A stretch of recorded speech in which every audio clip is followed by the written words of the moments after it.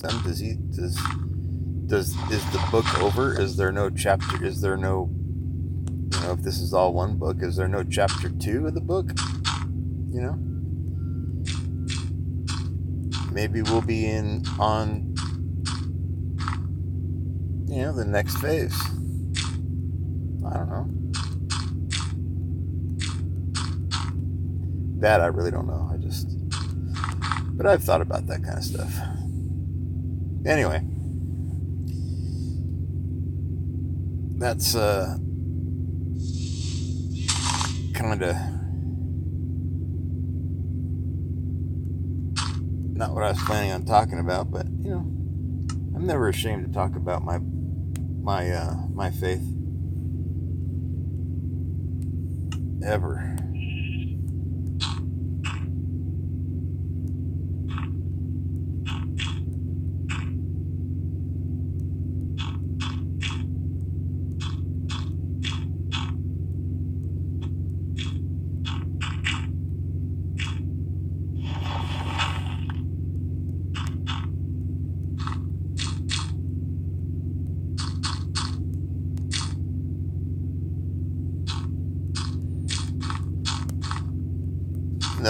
Another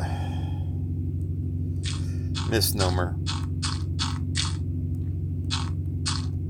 that people, they think of Jesus as weak, or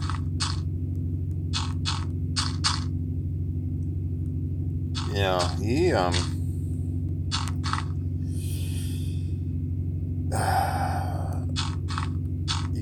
you couldn't be more wrong. People that think that, like, oh, there's no strength, he's too fluffy, too good. He didn't have to die. He didn't have to be killed.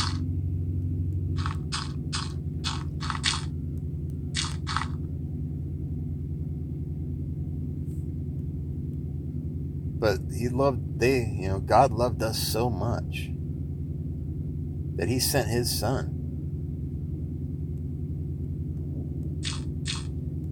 to show us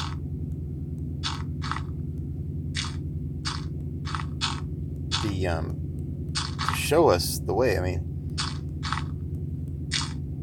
if you read the Old Testament,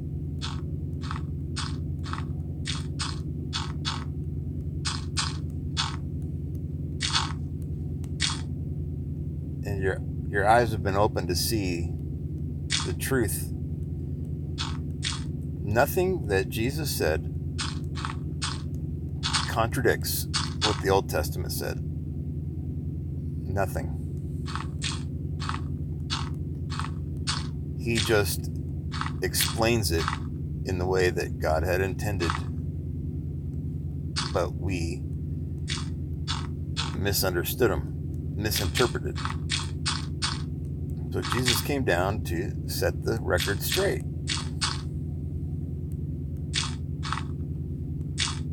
And he did.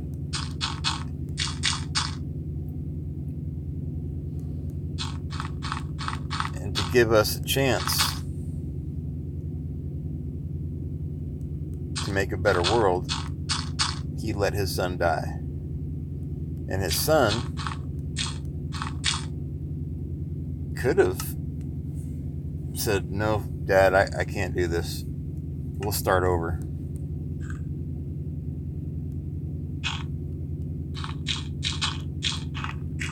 And Jesus could have wiped us all out. He had legions of angels. Now, I don't know, today people might call them UFOs, right? Legions of armed aircraft, UFOs, just shooting lasers and fireballs, and he could have launched devastation on the planet, but he didn't.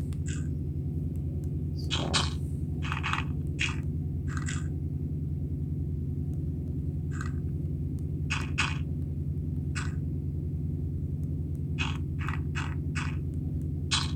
I don't know why I got on this kick. really don't.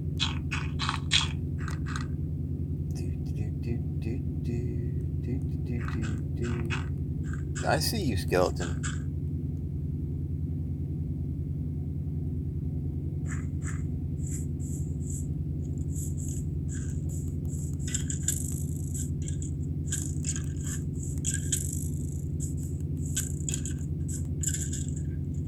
You stay down there.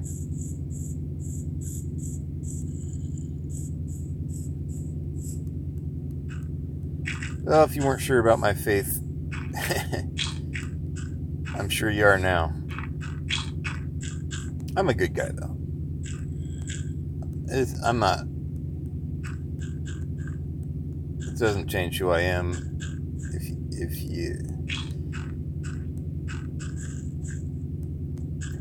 you knew who I was before, now you know a little bit better who I am. But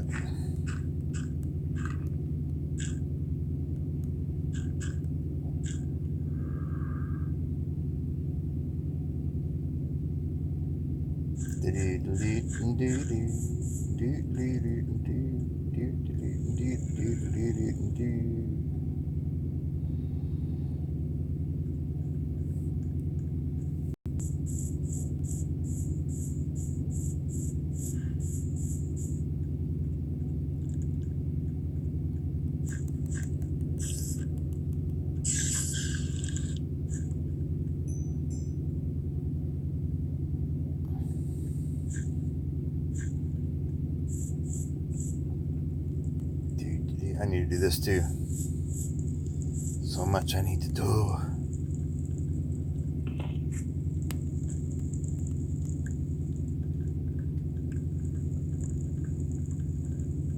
This is all got to be dirt.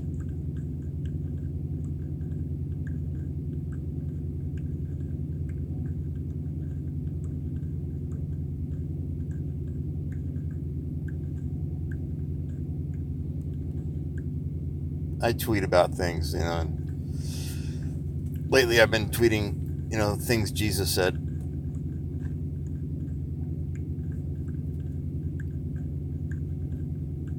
The last one I said was, there's a group of people that got behind. They're called the Nicolaitans, and what they would do is in their church they would put the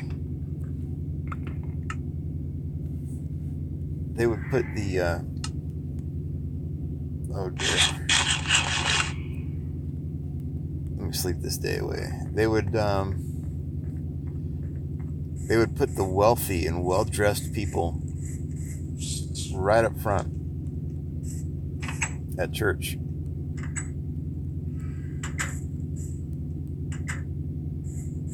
And the poor and dirty and smelly people way in the back of the church. And they would be honored. The wealthy people would be, honored and shouted out and got seats right up front. And, well, that right there is Jesus was like, I hate that favoritism. I hate that, because a rich man, because God doesn't see wealth. God doesn't see wealth. All this will fade away. Money will be gone, diamonds, gold, jewels, wealth will be gone. He sees your soul and the condition of it.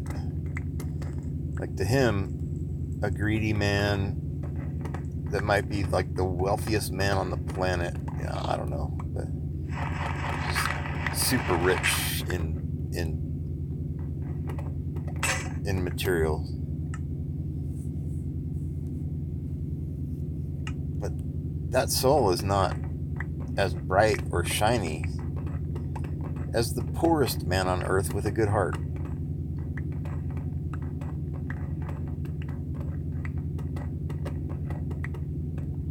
or the poorest or the ugliest man. The guy with like 5 chins and his skin is all pockmarked, and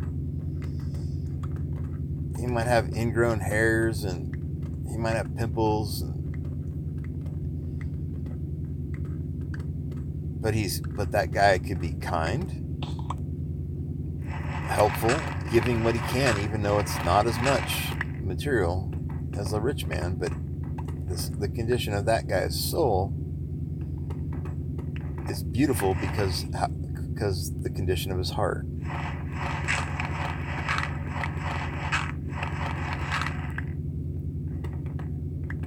And Jesus tried to say this. It's in the Bible. Jesus is trying to tell us all. Look, be that guy. You want world peace? You want the poor to be fed and housed and clothed? Man, just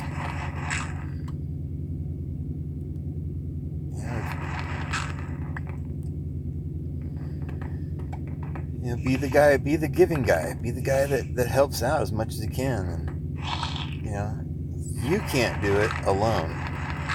Not one person can do it alone. But not one person is his brother's keeper. So you can only worry about you, and then the next guy will worry about him, and so on and so on.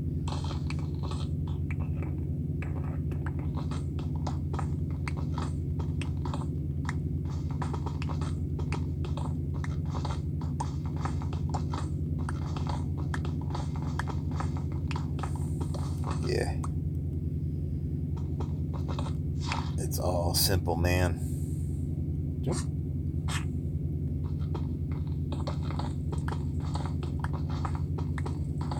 It takes a team to play a game. It takes a whole baseball team to play a game.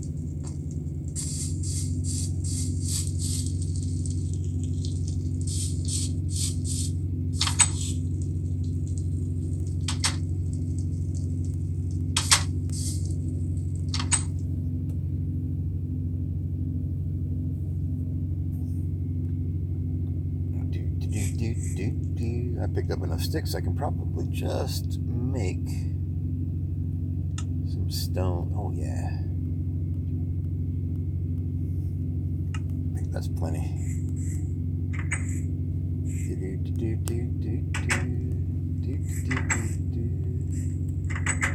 Oops.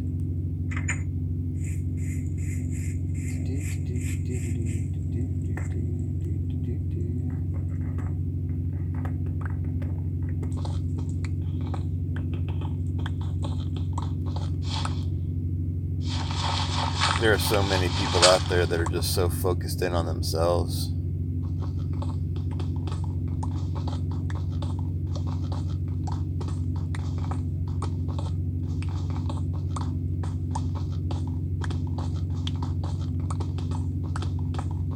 If I could offer just one piece of advice to them, it would be to think about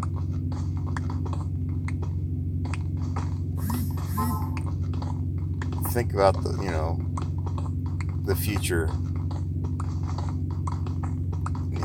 In us all, we have a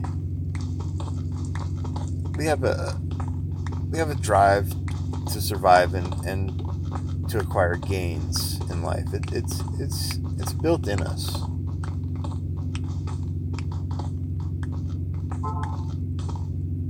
To make things a little bit better for the next generation, whether it be our sons or our daughters, our family. But in order to make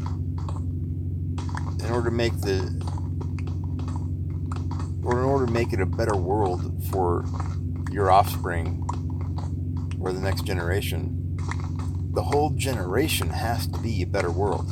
It can't just be your family. It has to be the entire generation. Otherwise, you're going to have poor, and you're going to have crime, and and odds are your offspring will be victims of crimes, or if it's bad enough, revolution. So that means, so for true, if you think it through logically, you've got to try this in your lifetime to make the world a better place. Not just focusing on your family or, your direct offspring by any means necessary. By screwing over your neighbors, screwing over your friends, screwing over your, the person that you don't know. Because you're trying to make your family better. They're your sons, giving your sons more. But what you're doing is you're making the world a worse place. And then your kids got to grow up in that world. So that's one of the limitations about only living, 120 years max, is that we really can't. It's hard to see what we're doing in the future if we don't look behind us. History repeats itself over and over again, and we keep forgetting that. Over and over again, we see monarchies overthrown because they've had like 200 years of just pillaging, and the first monarch was like, I'm going to, they're like, I'm going to take everything and give it to my sons because I want them to prosper. So I'm going to take from my people so I can live a better life and a better life for my children. That may have lasted a couple generations, but they were the fault of a monarchy's downfall because of their greed, right? And they didn't think that far ahead. They didn't think that at all. Like, my grandsons are going to be all slaughtered in a revolution because I'm this way now. So, it's just a little food for thought on creating a better world and what greed in the end does to us all. You may not see it in your lifetime, your kids' lifetime, but your grandsons and their sons, definitely.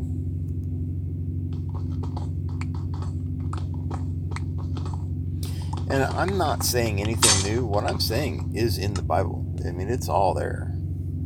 If you read it and you want to understand it, it's pretty much all there. Just got to read it and listen to it. Or I listen to the Word of Promise app on my phone. It's the New King James Version.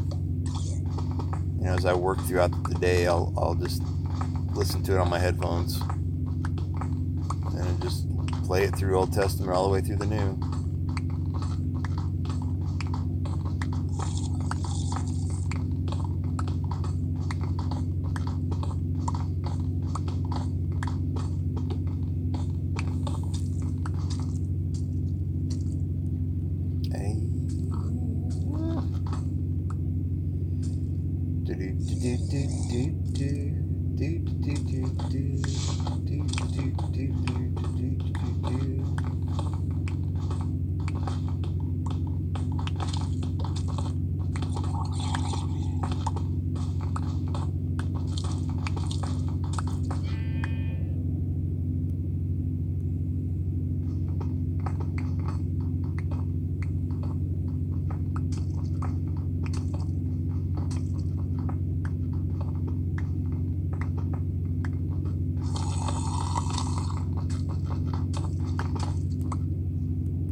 Sounds like it's right behind me.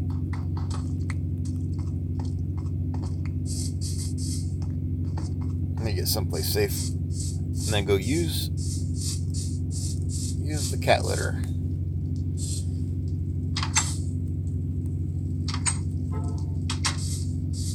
right back.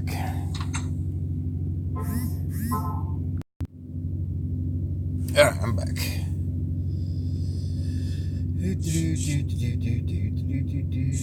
Let's see. What do I need? What do I need?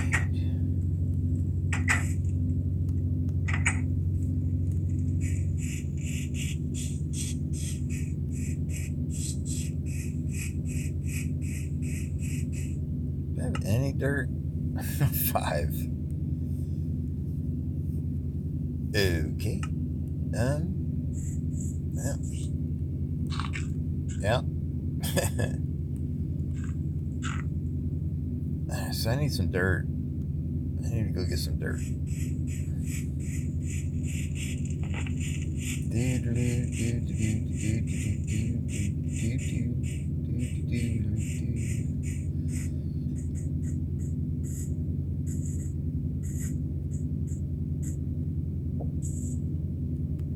Okay, you're mine.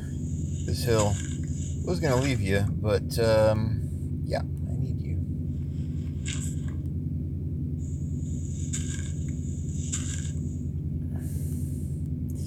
So I thought a little bit more. Like, what if I have giant hands coming up out of the ground, holding swords? That just 2 giant swords that, and the hand would come up out of the ground, holding swords that kind of angle up this way, and then another one angling this way over the roadway. I think that would look pretty cool. Giant, like, flaming swords, right? Something like, epic.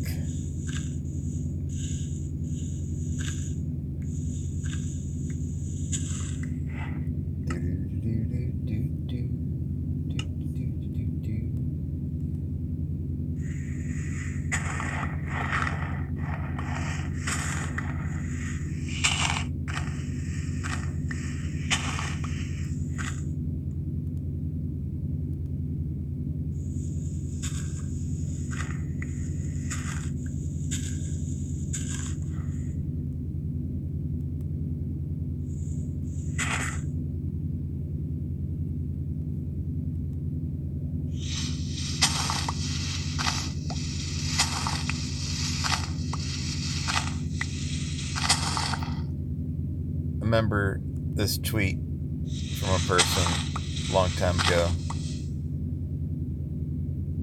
He said, I was some famous guy, I forget it though. He said, we got a divorce because we fell out of love.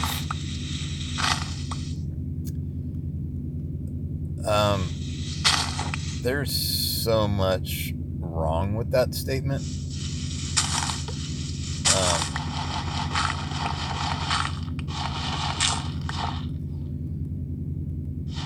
Well, and I don't mean to throw shade on anyone.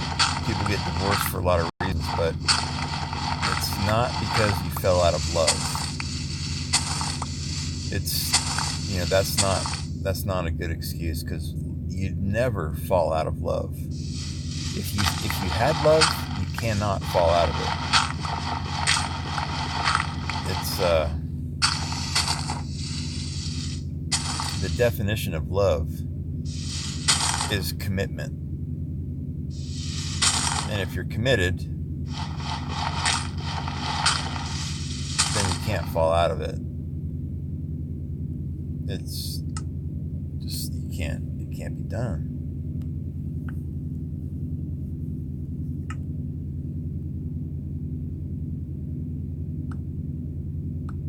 Love is commitment, sacrifice. Yeah, it's commitment and sacrifice. It never tires. And it never gets bored. So if you truly had love and not, lust or the desire to procreate or, yeah. So I get a little chuckle out of that. People don't understand what love is. and they may have attraction, and people can fall out of attraction. But if it's love, you can never fall out of love. If you truly have it, you can't fall out of it. Because of what love is. Commitment, self-sacrifice. Never gets tired. Never gets bored.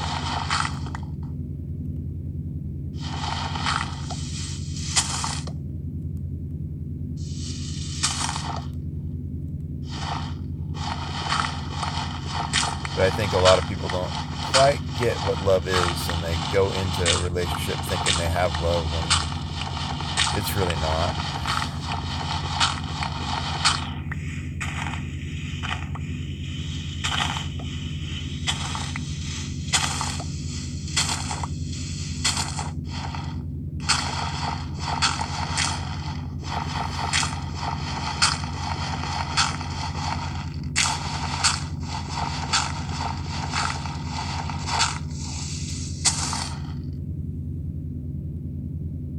Wow. I already got another stack. I mean, that's cool. Don't need the seeds.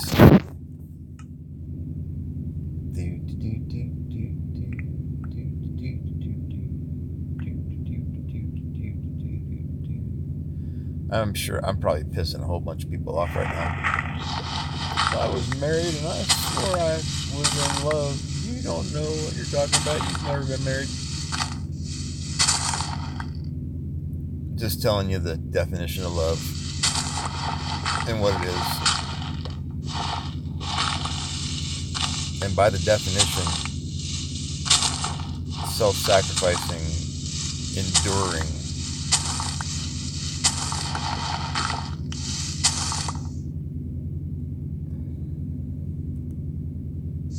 And I'm sure there are people that, that didn't want to get a divorce, they were forced into it. Like there's a guy I know. He didn't fall out of love.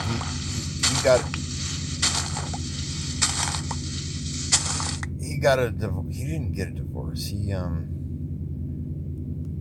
was kind of forced into the divorce by her.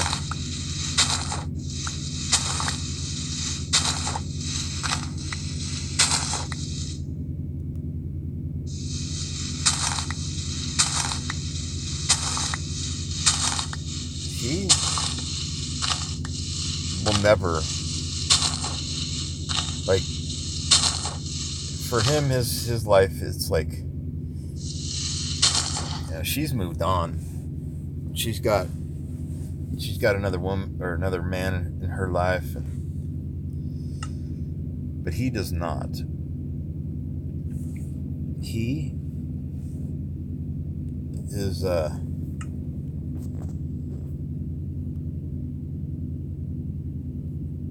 he is still committed. He is still committed to her, even though that it's pretty much over.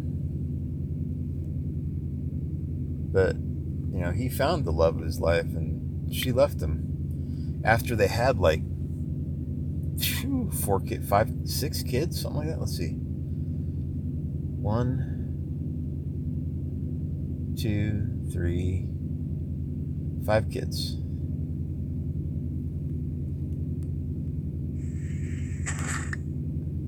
Yeah, 5 kids.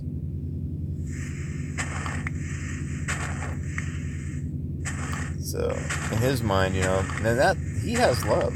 He still has, it's everlasting till death, and his commitment is strong, is true. Yeah. In my eyes, we're still married, and I will never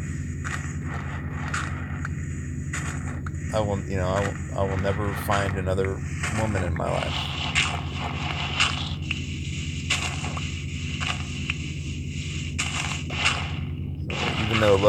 Even though she never really had that love, it was something else.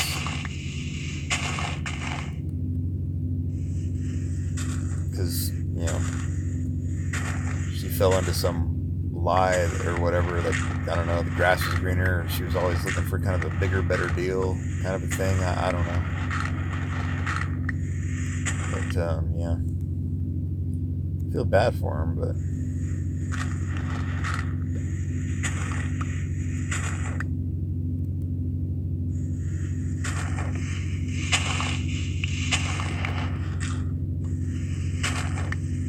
I mean, those marriage vows, they're, you know, till death do us part. They're in there for a reason, and I'm not sure people really understand or really think about it, or just, you know, it's just kind of a given. You know, like, well, you know, we'll get married, and if it doesn't work, we'll get a divorce. If you go into marriage thinking that, then that marriage is not starting out on a footing of love. It's just, if that is in your thought train or your thought process, then love is not a part of it, and you will get a divorce.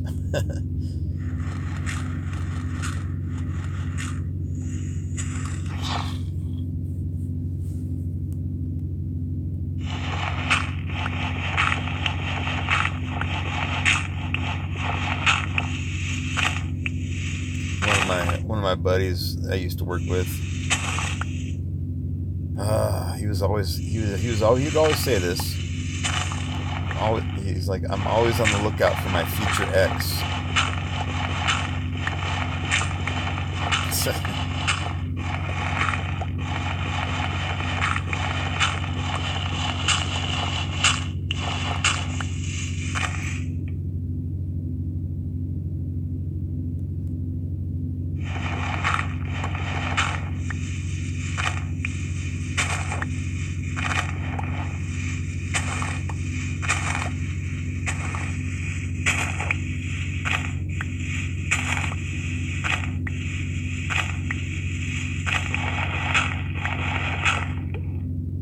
Alright, let's go spend some of this dirt.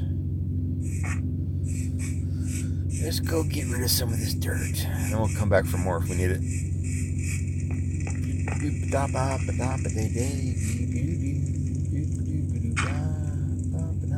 I'm sure we will need it, actually. But we're just going to continuing on here.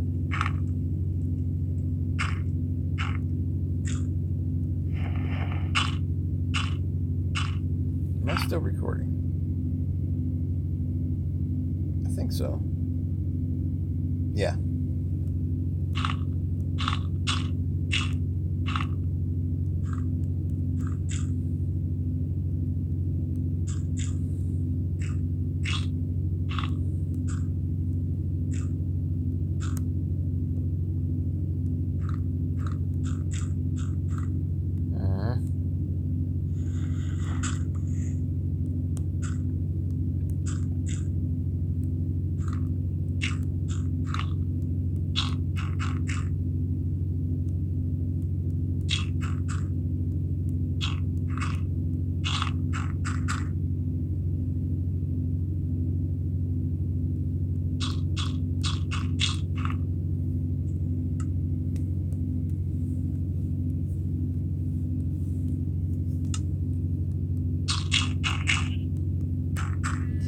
Well, if I didn't completely scare you off my channel with all my talk about Jesus and what love is, and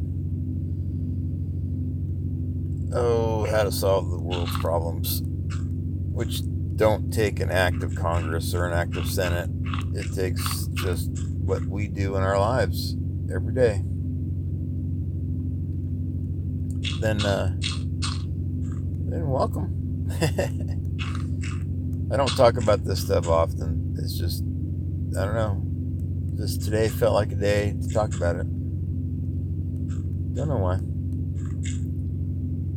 Just did.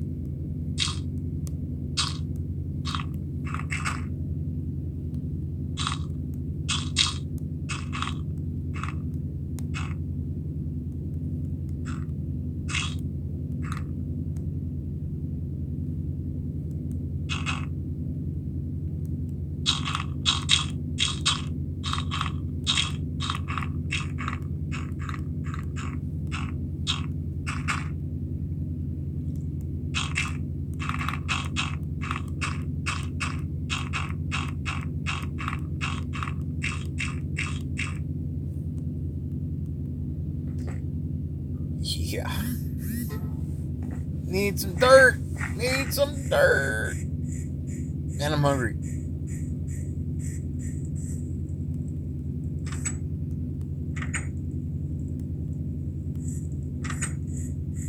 Where's my food at? I forget. Wait, I can do some things in here. The eyeball, the flint, phantom membrane.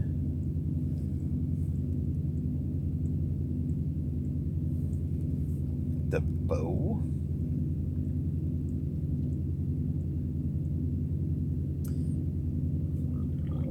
I got an extra sword here too.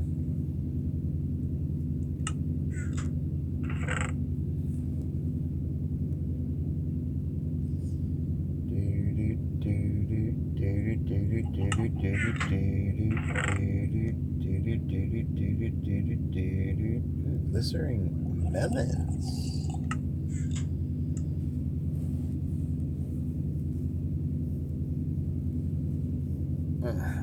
Come on, close. I'll eat you. I want to eat you. Oh, I can't eat glycerin melon? Oh, what is it? Oh, I forgot. Glycerin melons, glycerin melons. What are you good for? I forget. Glycerin melons, they're good for... Oh.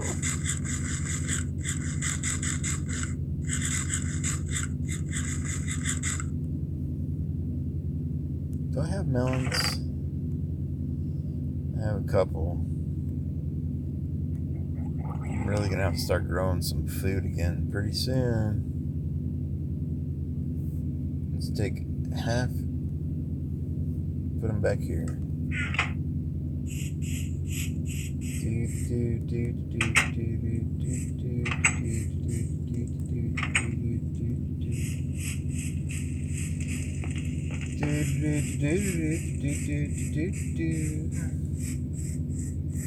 Yeah.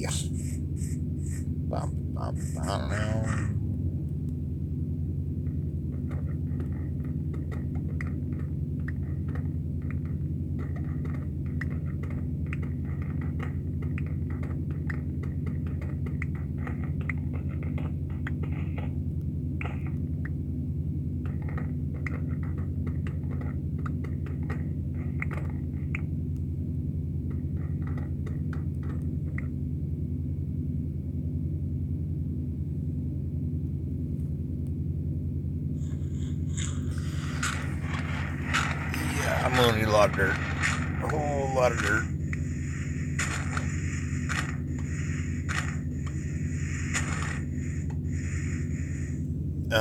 What? How did I hop up there?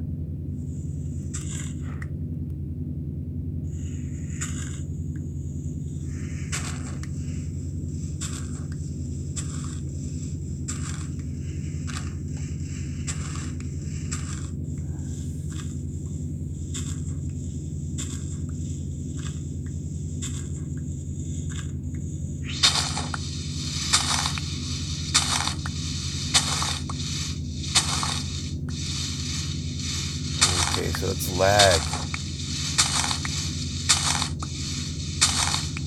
Yeah, guys, when you load into Minecraft, I would recommend that you just kind of let it sit for a little bit to let all the chunks load in correctly. Otherwise, you might find yourself in the middle of a wall and dying, or other things, which aren't good.